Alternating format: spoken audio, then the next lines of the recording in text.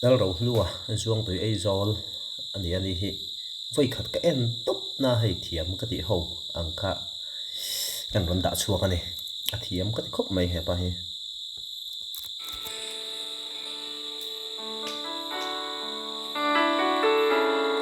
dilan moi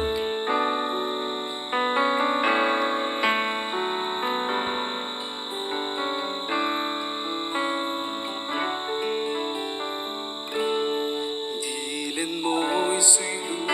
tung tu ikim tlang zong amoi nge ye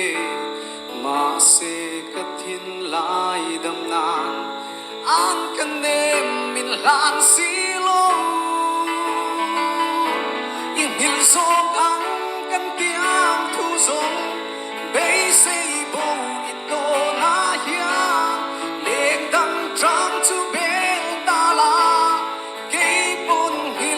sai ka re na nge tiam bia thu zong te kha tu na zong hil la tru ta si le dang trang chu bel ta la ka thin lai na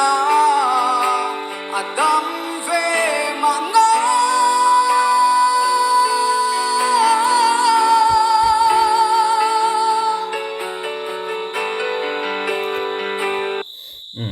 vandal mangai o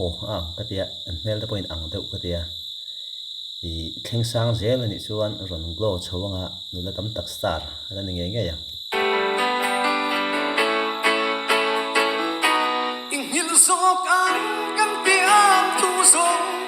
bay say bo ito na hian leng dang trang chu bel ta la kay bon hil sai ka re